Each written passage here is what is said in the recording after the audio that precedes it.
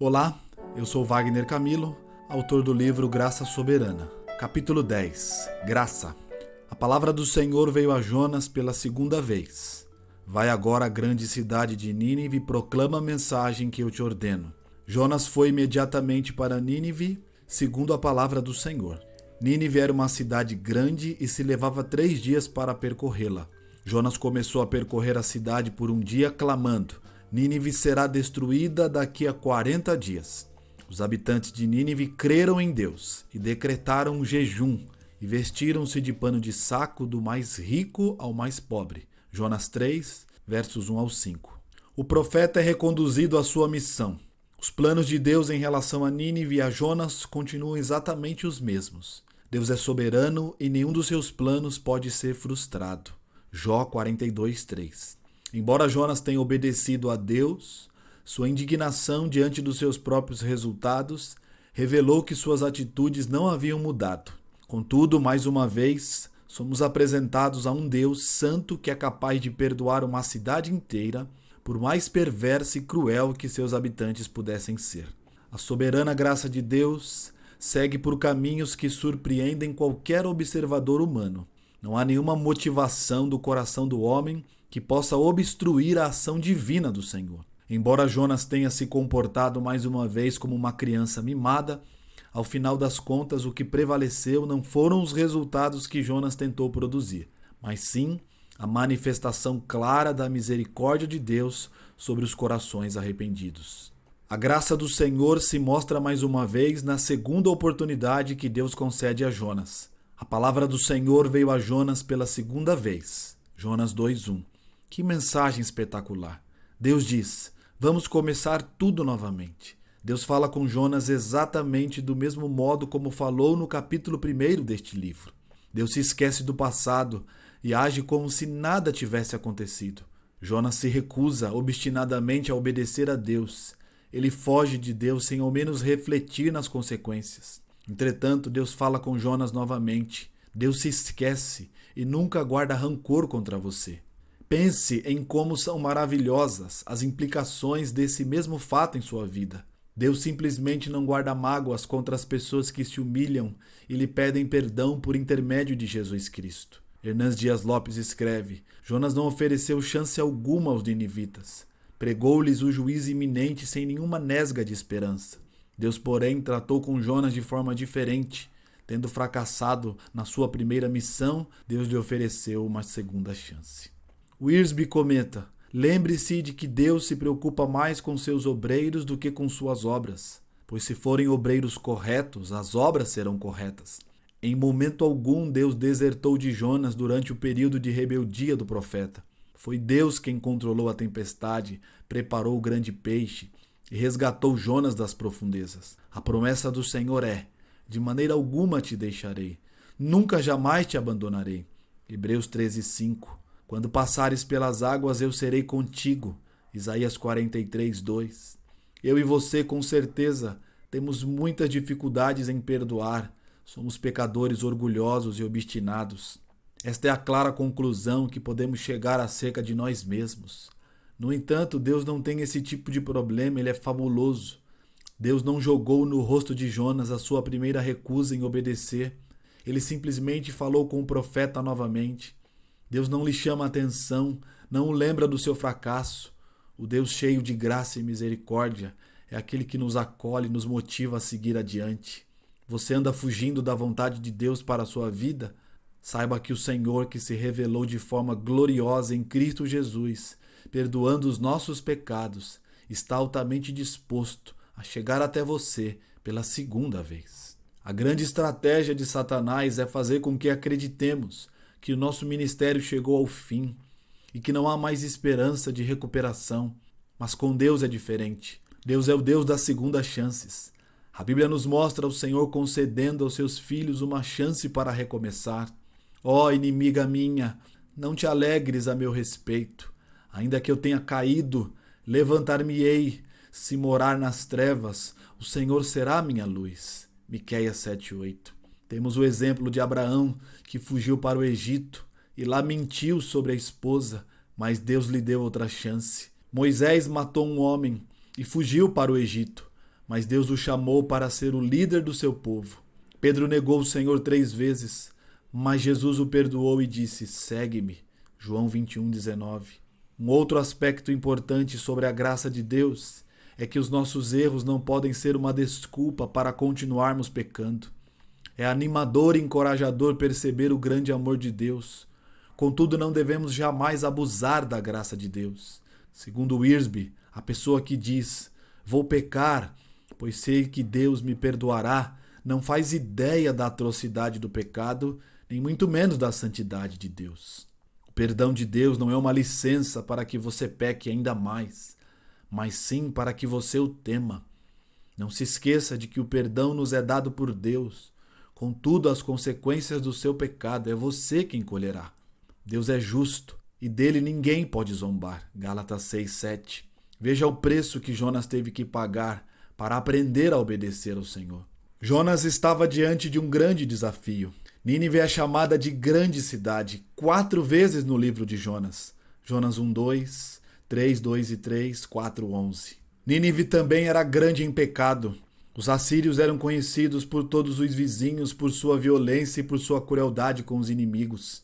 Eles empalavam vivas suas vítimas em estacas pontiagudas, deixando-as assar até a morte no calor do deserto. Decapitavam pessoas aos milhares e empilhavam seus crânios perto das portas da cidade e até esfolavam pessoas vivas. Não respeitavam sexo nem idade e seguiam a política de matar bebês e crianças pequenas para não terem de cuidar delas. Foi a este povo perverso que Deus mandou seu servo Jonas proclamar a sua mensagem.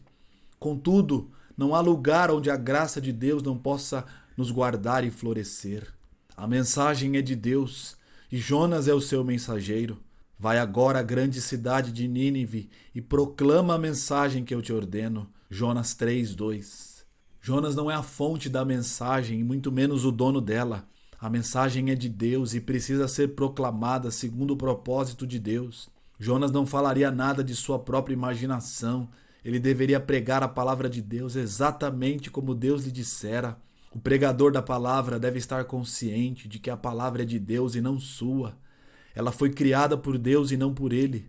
O seu chamado é para ordenar o que Deus ordenou, proibir o que Deus proibiu, e assim ser apenas e tão somente um instrumento nas mãos do Deus vivo. O pregador é um despenseiro, 1 Coríntios 4:2. O despenseiro é o garçom de Deus. Ele não tem a função de preparar a comida, o seu trabalho, porém, é colocá-la na mesa. Nenhum pregador está autorizado a mudar a mensagem. Ele foi chamado para ser um despenseiro fiel. Ele foi chamado para colocar diante das pessoas todo o desígnio de Deus. Ele prega toda a Bíblia e somente a Bíblia. Todo obreiro que se arvorar a pregar aquilo que quer está desqualificado para o ministério da palavra. Você, assim como Jonas, deve dizer as palavras que Deus lhe dirá quando o Espírito Santo que habita em você revelar sua palavra. Um dos aspectos da obediência de Jonas a Deus é observado com atenção especial quando ele, de modo imediato, procura alcançar as multidões, cumprindo a ordem de Deus. Jonas foi imediatamente para Nínive, segundo a palavra do Senhor. Nínive era uma cidade grande e se levava 3 dias para percorrê-la. Jonas 3:3. Devemos estar cientes de que temos esta mesma responsabilidade. Jonas chega à grande cidade de Nínive e começa a pregar. Nínive será destruída daqui a 40 dias. Jonas 3:4. A pregação de Jonas foi clara e contundente. Aparentemente, a mensagem de Jonas não parece muito graciosa. Contudo, há uma bênção contida nesta mensagem forte de juízo. Todas as vezes que Deus anuncia seus julgamentos, suas misericórdias ficam ainda mais evidentes, já que ele não quer que as pessoas pereçam. A mensagem de juízo de Deus é em si evangelística, já que nela está contida uma clara advertência para que os homens se arrependam.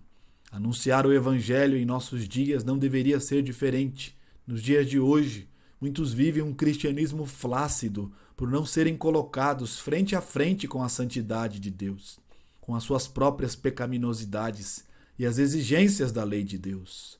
Devem ser advertidos de que, se continuarem em suas obstinações, permanecerão longe da graça de Deus.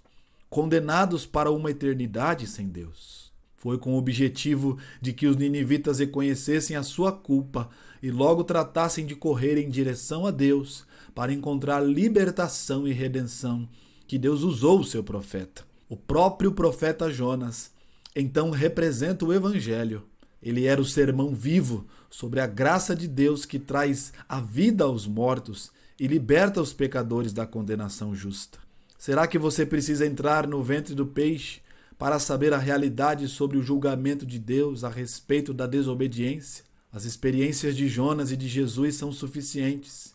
Se a morte do Filho de Deus tornou possível a salvação, a realidade do julgamento do Pai sobre o pecado é certa. Deus usou apenas 5 palavras, como consta no texto original hebraico, para instigar uma nação inteira, desde o rei em seu trono até o mais humilde lavrador do campo. Os habitantes de Nínive creram em Deus e decretaram um jejum e vestiram-se de pano de saco do mais rico ao mais pobre. Jonas 3, do 1 ao 5. Deus deu àquela cidade 40 dias de graça, mas ao que tudo indica, desde a primeira vez que ouviram a pregação de Jonas, o povo se humilhou e se rendeu a Deus e sua graça. Não devemos nos surpreender com estes resultados maravilhosos. Independente do quanto orgulhosas, pecadoras e miseráveis as pessoas sejam, está claro que o Evangelho de Deus não faz distinção de pessoas. O mais rico e o mais pobre responderão da mesma maneira à mensagem. A narrativa bíblica nos diz que os ninivitas creram em Deus e não em Jonas. Palmer escreve: não foi a força do argumento apresentado pelo profeta que moveu as pessoas. Foi o poder da verdade de Deus que tocou o coração delas. Nunca confie em seus próprios poderes de persuasão como um modo de salvar os pecadores. Nunca espere até se sentir confiante para falar de Cristo. É em Deus e em sua verdade que as pessoas creem. Você deve continuar sendo apenas um instrumento. Nada é difícil demais para o Deus Todo-Poderoso que age por meio do seu Evangelho. Há uma grande semelhança entre o ministério de Jonas para os ninivitas e o de Jesus para o mundo. Assim como Jonas, Jesus foi enviado pelo Pai com uma mensagem de advertência e salvação para o mundo. Observe o que está descrito em João 3,36. Quem crê no Filho tem a vida eterna. Quem, porém, mantém-se em desobediência ao Filho não verá a vida, mas sobre ele permanece a ira de Deus. Assim como Jonas obedeceu, Jesus Cristo da mesma forma cumpriu fielmente a ordem de Deus de pregar a mensagem de salvação a todos os povos. E como o profeta Jonas, Jesus Cristo se manifestou no poder de Deus, de forma que até os pecadores mais improváveis e mais radicais responderam com arrependimento, crendo pela graça de Deus. Este mesmo chamado de advertência nos alcança neste tempo presente. Jonas deu a Nínive um aviso com um tempo específico de resposta. Ainda 40 dias, e Nínive será subvertida. Jonas 3,4. Ao longo de toda a Escritura, o número 40 parece ser identificado como um tempo de preparação ou julgamentos. No tempo de Noé, choveu 40 dias e 40 noites. Os espias judeus exploraram Canaã durante 40 dias. O gigante Golias insultou o exército de Deus durante 40 dias. E o Senhor deu ao povo de Nínive 40 dias para se arrepender e deixar sua perversidade. Ainda temos o exemplo mais notável de Jesus Cristo, que foi tentado durante 40 dias pelo diabo no deserto. Portanto, 40 dias significam um tempo limitado estabelecido por Deus antes de sua vinda em juízo ou graça. A mesma realidade vale para cada um de nós hoje. A palavra do Senhor veio para o mundo ímpio em que vivemos. O tempo foi estabelecido por Deus para que sua mensagem de graça seja propagada. Após o tempo determinado virá o julgamento. O dia do juízo pode ser amanhã ou mais tarde, mas ele virá com certeza no tempo estabelecido por Deus. Se você crer que Jesus veio a este mundo em carne e que pelo poder de sua morte e ressurreição ele oferece salvação para todo aquele que nele crê, certamente ele virá para restaurar o seu coração e irá usar sua vida para levar a mensagem de salvação para todo o mundo. Como você pode declarar obediência a Deus se suas atitudes continuam as mesmas? Jonas decidiu que iria obedecer a Deus, No entanto, suas ações revelaram mais uma vez o seu coração duro e rancoroso. Não se esqueça que as consequências do seu pecado é você quem as colherá. A boa notícia é que Deus é capaz de nos conceder novas oportunidades. Deus é especialista em nos dar novas chances.